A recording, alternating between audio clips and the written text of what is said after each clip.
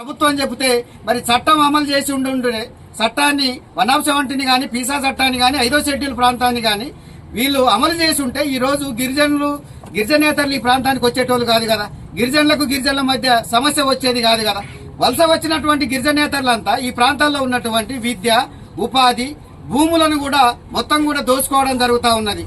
గిరిజాని commission వచ్చినప్పుడు గిరిజాని commission లో 8,70,000 ఎకరాల భూమి మరి అన్యక్రాంతమైందని ఒక రిపోర్టు కూడా ఇవ్వడం జరిగింది. కానీ ఈ రోజు మరి ఆ గిరిజాని కమిషన్ ఇచ్చిన రిపోర్టు కావచ్చు, కోనేరు రంగారావు గారు ఇచ్చినటువంటి సిఫారసులు కావచ్చు, ఎక్కడ అమలు కూడా చేయడం లేదు కేంద్ర రాష్ట్ర ప్రభుత్వాలు. కాబట్టి ఇది గిరిజనేతల మధ్య సమస్య కాదు. ఈ ప్రాంతంలో 5వ షెడ్యూల్ ప్రాంతాల్లో ఉన్నటువంటి చట్టాల అమలు, అదేవిధంగా ఆదివాసీల హక్కుల సమస్య అని చెప్పి ఈ సందర్భంగా తెలియజేస్తూ, ఎవరైతే పోలీసులు అక్రమంగా ఆదివాసీలను అర్ధరాత్రి అరెస్టు చేసి మరి ఈ జిల్లాలో ఉన్నటువంటి అనేక పోలీస్ స్టేషన్లలో బంధించడం జరిగింది. వాళ్ళ యొక్క సెల్ ఫోన్లు గుంజుకోవడం జరిగింది. మహిళలను చూడకుండా ఎక్కడ పడితే అక్కడ బంధించడం జరిగింది. ఈ రోజు ఆ విధంగా బంధించడం వల్ల ఇంటి దగ్గర ఉన్నటువంటి మరి కుటుంబ సభ్యులంతా కూడా భయాందోళనకు గురైతా ఉన్నారు. ఇది సరైనటువంటి చర్య కాదు. ప్రభుత్వం పునశ్చరణ చేసుకోవాల్సినటువంటి అవసరం ఉన్నది.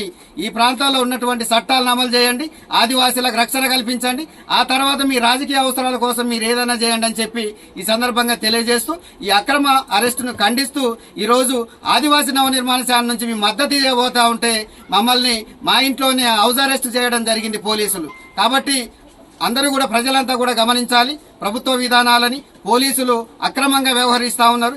ఏమాత్రం 41 నోటీస్ ఇవ్వకుండా, ఎవరికి సమాచారం ఇవ్వకుండా మరి కిడ్నాపులు చేయడం ఏంది? పోలీసులు అనే వాళ్ళు ఏ విధంగా కిడ్నాప్ చేస్తారు? ఇవాళ పోలీసుల పైన కూడా SC ST అట్రాసిటీ కేసు కూడా పెట్టాల్సినటువంటి అవసరం ఉందని మేమంతా కూడా డిమాండ్ చేస్తా ఉన్నాం.